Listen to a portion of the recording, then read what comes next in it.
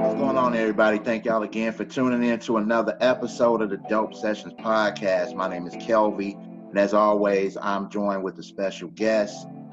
This guest reached out to me mainly just like everybody else kind of does. It reached out to me.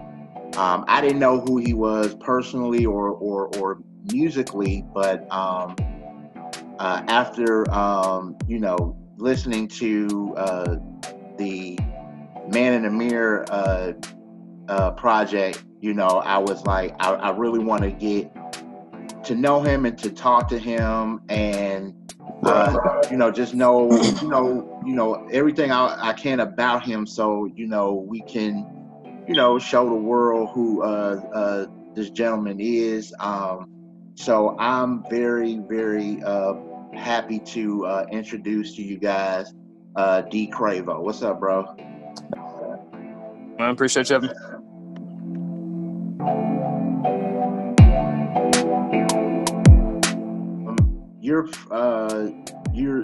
Live in Kentucky. What part of Kentucky do you live in? It's the Mayfield and Paducah area. It's mainly Mayfield there, but it's the same area Callan's from. Oh, okay. And I got the chance to interview Callan, and yeah. One of the questions that I asked him, and I also want to ask you as well, because as I was living in Paducah, like I have friends that are indie musicians, indie rappers, and stuff like that. And they would always ask me, and this is when I was living there. They would always ask me like, "What's the hip hop scene like in Paducah?" And I couldn't really answer that question because I just did not know. So, what is the hip hop scene from your viewpoint? What is the hip hop scene in Paducah? What's it like for you being a hip hop artist in Paducah? And are there hurdles for you that you guys still have to climb over, or is it just kind of, are you starting to get recognition now, or how's it for you? I'm definitely starting. I feel like I'm getting a little bit of traction now. It's definitely hard because it is a smaller city and stuff. Mm-hmm. It definitely is kind of harder to get it out there to the masses and stuff like that. And there's a lot of people that they never really seen it done before. You know what I'm saying? Because nobody's really ever just like blown out of here and like done like what us artists in Paducah and stuff are trying to do and take it to another level and stuff. But there's a lot of talent out here for real, and there's a lot of good artists. There's a lot of people out here working hard, and a lot of people trying to work towards a common goal and blow for real. Mm-hmm. And so after I got a chance to interview Callan and talk to you as much, a little bit from just the messaging that we would send each other on like Instagram. So from hearing Callan's music to hearing your music to hearing Otaku God's music, like who are some of the Paducah or Mayfield like artists that you listen to who we should be looking out for? Right. Yeah. I definitely rock with Callan and Otaku Heavy. I've been friends with them for a while now, and they're crazy talented, man. They be doing their thing for sure. There's a Gangrene Link also in Paducah. That's a good artist that he's been working hard here recently and dropping a lot of stuff. There's also a Flex Up Zay is one of the big artists around here, and he's hard. He definitely puts a lot of time and stuff into his music. I know I'm probably forgetting a few for real, but there is a lot of talent out here, man. And the whole 31 gang and Ghost Baby and J.O. and all them are out there working hard, trying to work as a team and get it blown in and everything too. So there's a lot of talent out here, and there's a lot of people that don't even know that the producer scene around here is actually really good as well, because there's a lot of, I mean, being a producer anyway is a little bit different from being an artist, because you're not really in the face of it as much sometimes. Mm-hmm. But there's a lot of good producers out here too, man, that aren't necessarily getting on a mic and doing their thing, but still have a lot of talent music-wise. Okay. So, what do you think it will take for? Do you think it'll take just one person? Do you think it'll take several artists, as far as like the hip hop and Paducah, for you guys to like finally be known? Because Kentucky is known for like different music, but it's not really like the hip hop scene to me.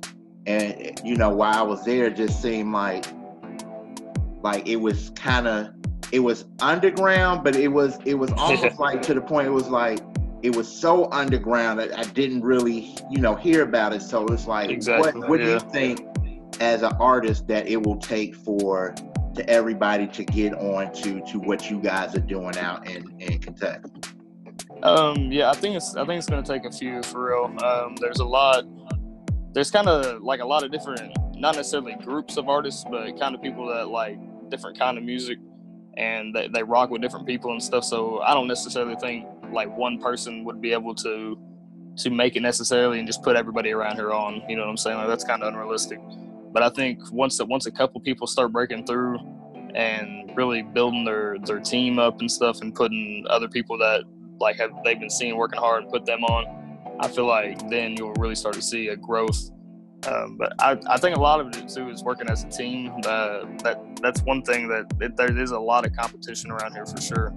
But once they actually finally see somebody do it and somebody break through and everything, I feel like as a team, once we see somebody actually do it, then we'll be more willing to work together as a team and try to help push everybody out. You know what I'm saying? So everybody can eat. Okay. So so going to a little bit of what you were saying as far as the hip hop scene. So it's not so much. It's like you guys know of each other, you guys kind of rock with each other, but it's not so much. And I could be wrong, and let me know but it's not much unity there. But it's like, but do you think that there can be, like, granted, like everybody, your style is different from Callan, and Callan's style is different from Otaku God, and so on and so forth. But do you think that there can actually be,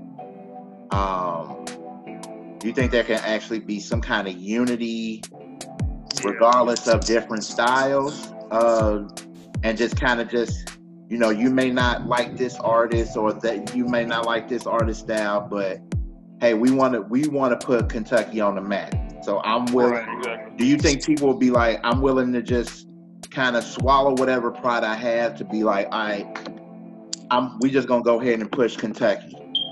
Right. I think that is part of it. Like I was saying, the competition. I feel like a lot of people right now aren't really willing to do that.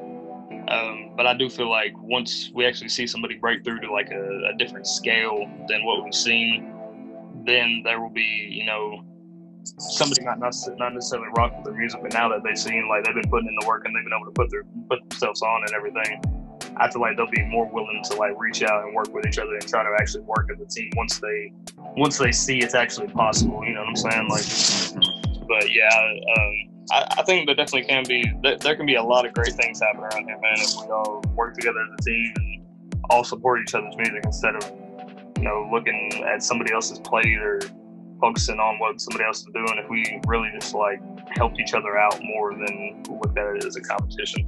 Is once some people break through and see it's possible, that's only going to motivate more people to try and do it that may have not thought it was possible before, so they weren't even willing to start. You know what I'm saying? I've encountered people like that before, and I feel like once some people break through, everyone will be able to swallow their pride a little bit and work together a little bit more towards the common goal of chasing their dreams and living their life doing this music stuff.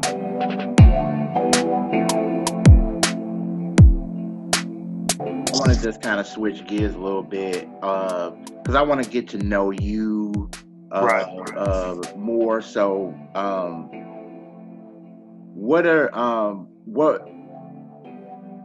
of course, obviously, you're influenced by hip hop. I'm pretty sure you're influenced by other genres of music as well. But what was it about hip hop that influenced you to become an artist?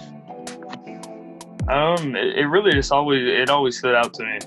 There's a lot of, I just don't, I do have a lot of other musical influences that are outside of the hip hop genre, but they just never, none of those ever really stuck with me quite like hip hop did. Like being able to go into a song and really, like hear some stuff that's gonna either motivate you or somehow change your life, and the amount of like knowledge and stuff you can soak up in a hip hop song rather than, maybe an alternative genre, you know what I'm saying? Because you're really focusing on the words that they're saying, you know what I'm saying? And I feel like hip hop really grabs the attention of like somebody's mind and like what they're actually thinking about, and gets them thinking and like their gears turning more than other genres do. And that's always stuck with me for sure. Mm-hmm. And what are I shouldn't say were, but what are your influences, and do you what are your influences, and when you first started kind of getting into like hip hop, was there somebody you were trying to emulate, and then you just kind of was just like, okay, now is I have to create my own kind of style, my own wave, and everything like Right. that? So who are your influences? I would say my three probably biggest influences are, I always looked up to Lil Wayne quite a bit as far as an artist wise. Eminem, of course, was a huge influence growing up, and a lot of old like Biggie and Tupac and stuff like that, and hearing like the stories they would tell and like the different rhyme schemes and stuff. I wouldn't say I necessarily tried to emulate anybody, but the people that I do consider myself that I would maybe say I emulate is more of people that like go toward like complex lyrics and stuff like that, like how like different complex bars and stuff that like get your mind thinking of stuff like that. So I've always tried to stay on that side of it, and if not necessarily one person, but a lot of different rappers that are, more like bar type rappers and stuff is what I've always been drawn towards. And that's what's definitely influenced me the most. Okay. Now, what do you consider your style as far as the kind of hip hop do you do? Do you think that you are bar and melodic, or just straight bars, or you just do a wide different range of things? I think it's bar melodic for sure. It used to be when I first started, it was really all bars and stuff, and the whole reason I even started is because one day I was hanging out and figured I figured out I could freestyle, and so it really started as all bars, and then the more I've gotten into the actual production side of music and like the actual everything that goes into that, I've definitely started incorporating a lot more melodic stuff into my music for sure. Okay. So what age did you start freestyling? I think I was 16 or 17. I think I was 16 right before I turned 17. Okay. And yeah, it. Really just, we was all me and my homies were just chilling, and we were sitting there. I was just kind of leaning back chilling and just kind of like spitting some stuff with myself. And a friend of me looked at me, he's like, "Man, are you freestyling right now?" And I was like, "Yeah, just kind of doing it to myself," because I'd never done it in front of anybody before. And then I did it and spit it to them, and they like went crazy over it, and like were so surprised because I never really said anything about it, because I wasn't really like open about it at first, about like thinking I could do this stuff. And then it became like an every time we hung out thing, they would want me to do it. And then from there, I just kept going on. And then one day I was just sitting about it and thinking, like I really love to do this. And I feel like if I put all my efforts towards it and everything, I could really, make something of this. And that's when I started actually writing music. Okay. And this was around the same age when you were freestyling and stuff? This is when you started actually writing songs and everything? Yeah, for sure.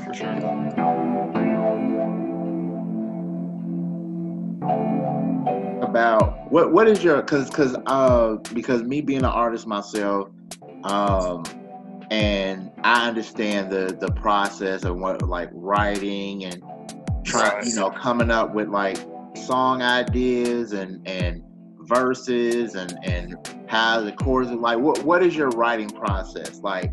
Can you write without music, or do you have to have music there to actually write, or is it like both for you? For me, it's definitely both. Whenever I first started writing, I wasn't even listening to beats or anything necessarily, just because I was really unknowledgeable about the whole production side of music when I first started. I had no idea about any of that, to be honest. And then the more I got going into it and started actually linking up with producers and stuff, then I started writing more to beats. But it's definitely a mix now, because there's sometimes where I'll just write a song and I'll go in and me and the producer will link. It's usually Ghost Baby for sure. And we'll just go in there and like our minds will collab together and we'll make the beat on spot, kind of like that fits the song idea I have, and then we'll adjust it and everything until we get it the way we want it. Okay. But yeah, it's definitely a mix for sure. Do you remember the first like actual song that you wrote?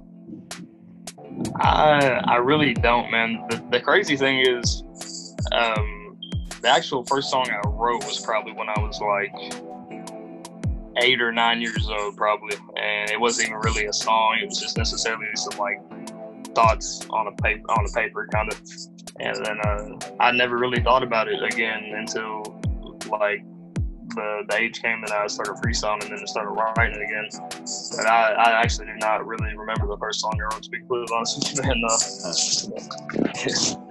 So when you're writing a song, do you like, because you said that you were like bar melodic, do you start off with like a melody first to kind of get you into the zone of the writing, or do you just start off with just the bars?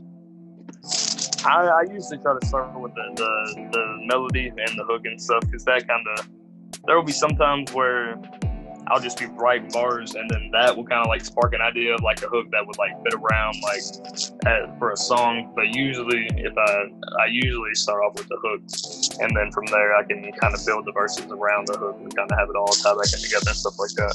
But it's definitely probably a mix on that too, for sure. Because my thing is, I'm usually busy, so if I'm like driving around and stuff, instead of like trying to like write a bar on my phone or whatever, I've got an app that just records like my voice. And I'll just like, if I'm thinking of something in my head or something comes in my head, I'll just like spit it, record it on my phone real quick so I can write it down later. Okay. Yeah, that's kind of how I do it too. Because sometimes like I'll be doing something or just like doing some other stuff, and then like I'll just come up with stuff, and I'm like, let me get my phone real quick. Like, and if I can't if I can't record it, at least I'll just like write something. Like I'll go to my notepad on the phone and just like type in something. So like I totally understand that.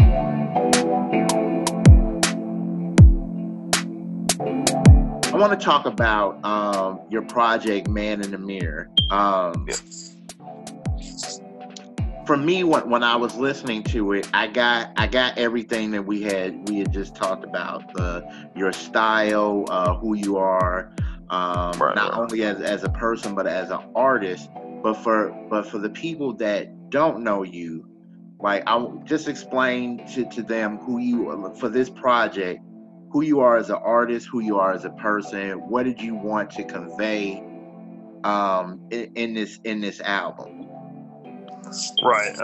For this project, it was really a lot of self-reflection. It was kind of hence the Man in the Mirror title, I guess. But no, it was definitely a lot of self-reflection, a lot of looking back at myself and kind of looking back at like the old version of myself as well, and seeing how I've changed, like for the better and for the worse at times, and really just putting all the thoughts of that, all just like the everyday, reflection of yourself. Every day you look in the mirror and you see yourself, and you gotta really think to yourself deep down and be honest with you about who you are as a person. I really wanted to put that out into this one and put my thoughts of what I was going through with that stage of my life there onto that project for real. Because I wanted people to, because I feel like a lot of people probably go through that as well. Mm-hmm. And I definitely wanted to not only tell my part of it, but just let anybody else know that's really going through a stage where they're either trying to change for the better or trying to get on, some kind of come up and do better for themselves.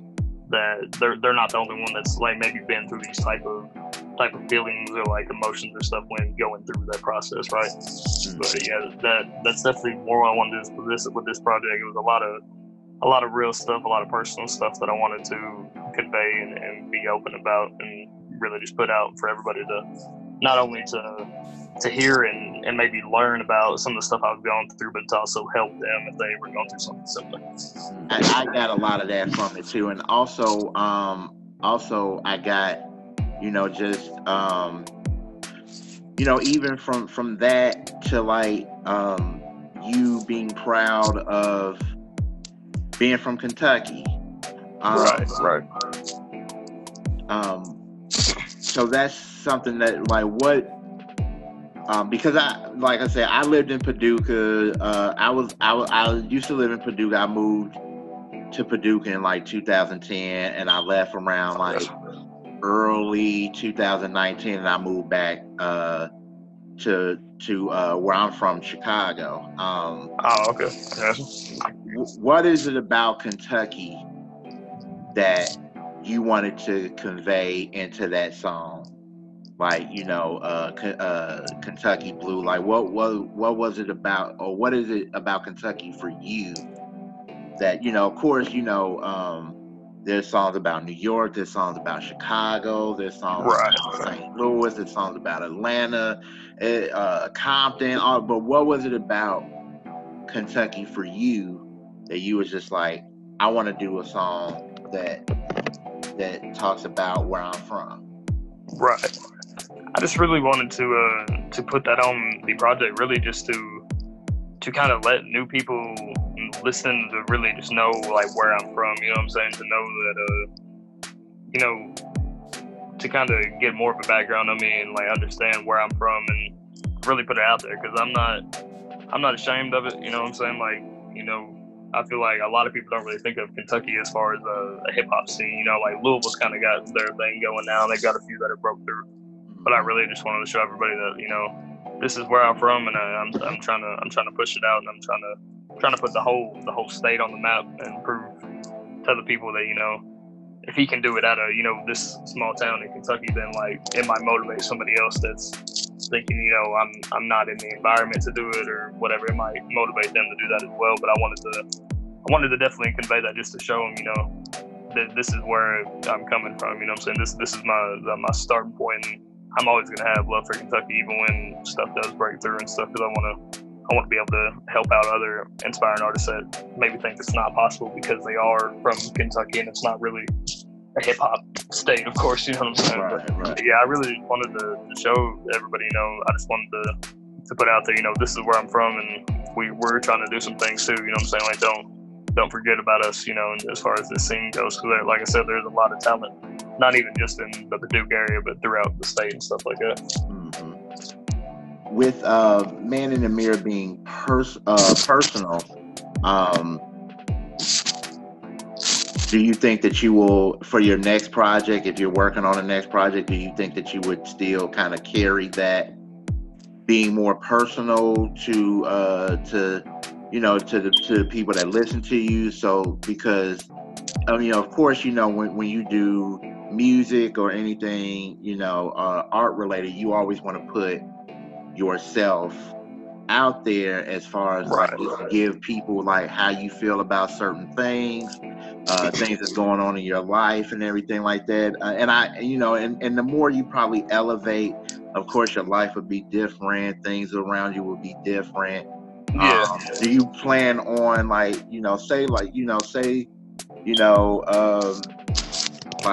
like you said, with Man in the Mirror, it's very introspective about, where you're at in your life right now. Now your life changes.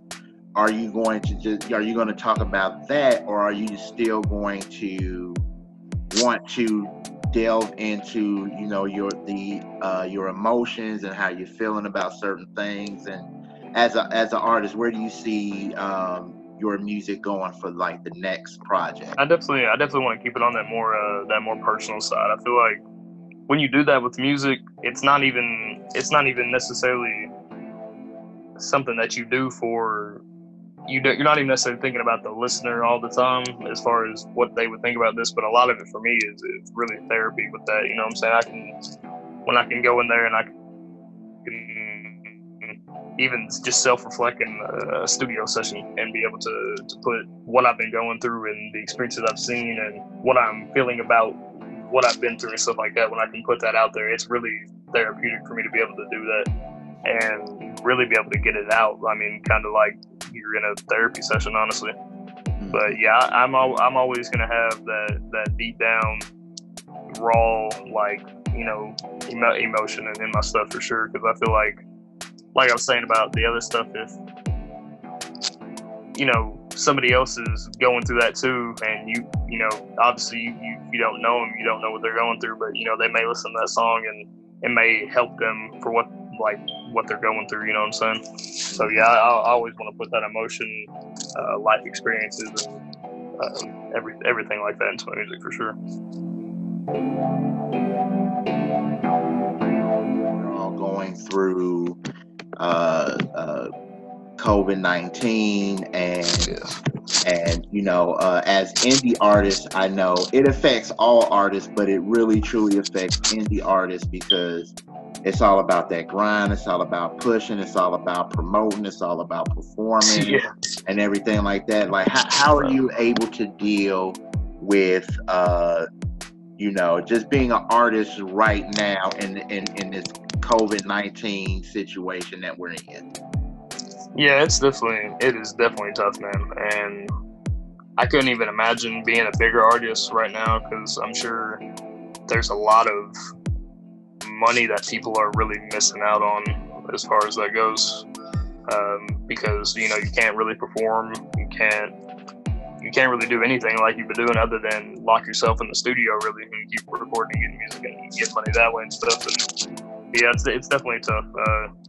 There for a little bit because the studios and stuff shut down around here too, and I don't really have I don't really have a way to record myself. I'm not, you know, in tune with like a producer or engineer would be as far as mixing and mastering and stuff like that. Mm-hmm. So when the studio was shut down there for a minute, man, it was rough because I was like wanting to get in there so bad and just record and everything, like, and it just like abruptly kind of ended. So because I was originally planning on doing this project in March, I think, or wanting it to release late March, and it kept getting pushed back just because I couldn't get in the studio to finish it up. So, but yeah, it's definitely tough, man, because it's not only are you having the financial burdens of like everyone's being artists can definitely test it up. Yeah, man. And another question I want to ask, just kind of going back into, you know, Kentucky, with everything, like the whole world is going through COVID. We're also going through this I don't want to say division, but the deaths of like Ahmaud Arbery and George Floyd, and as well as in Kentucky, as far as Breonna Taylor. Has that affected you, not just as a human, but as an artist? And are those things like, are you like those things that happen, like, is those things that you want to like not only address as a human being but addressed in your music as well? Right. Yeah, I definitely want to be able to address it and bring light to any situation like that I can, because the only way you're gonna inspire change and actually get some change done is to keep bringing this stuff to the light and bringing it in people's face and like making them realize this is what is really going on out here. Because a lot of people, if they just, I don't know, man, if they don't realize really what is going on, and a lot of people are too blind, or they want to be blind to what is actually going on and don't want to realize that stuff. But at the end of the day, these are real issues that are really going on that really shouldn't, you know what I'm saying? Like, there's no excuse for any of that, like, at all. So it's definitely something I want to be able to bring to light, and I want to be able to definitely show that I stand with the people that are trying to go and make a big change and trying to fix some of the wrong that's going on, for sure. Because I feel like that is definitely something that needs to be addressed. That stuff there's no excuse for that stuff, man. And I really feel like any way I can help, musically, personally, any way, I want to be able to help with that, because that is something that I really want to be able to say, you know, I helped, you know, bring some kind of inspired change, or maybe just having a conversation with somebody and explaining to them what is really going on, and maybe being able to see that light bulb click, and they'd be like, man, that is really going on. How can I help? How can I, you know, push towards like getting stuff changed as well? So yeah, I definitely, personally and musically, for sure, I want to be able to say that I really helped try to change some of the wrong in the world, for sure.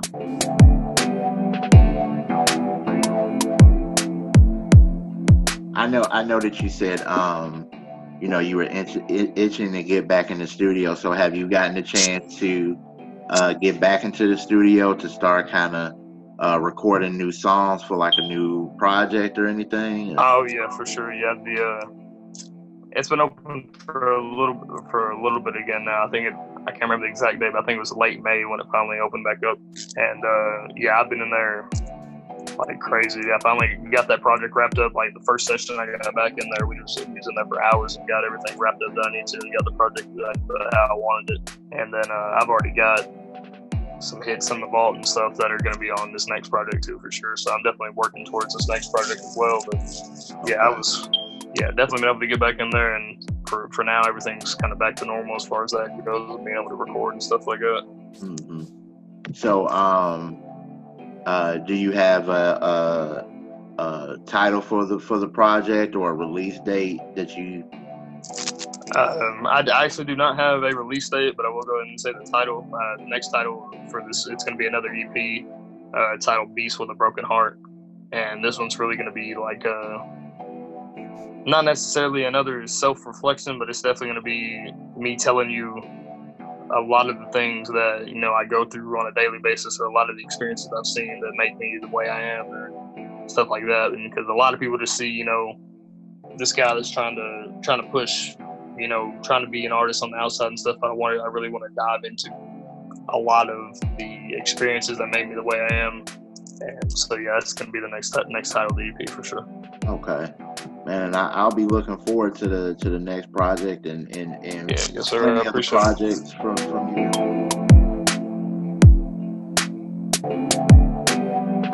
Thank you for coming onto the podcast, man. I really appreciate that, man. It was good chopping it up with you, and finally getting to meet you and everything. Yeah. And just let the people know where they can find you on social media, where they can listen to your music. Gotcha, man. Yeah, Instagram and Twitter, DCravo _ DCRAVO, and then _ on Instagram and Twitter.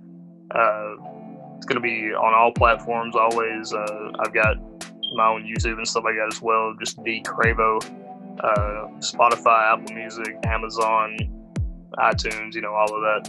But yeah, I appreciate all the love, man. I appreciate you having me on.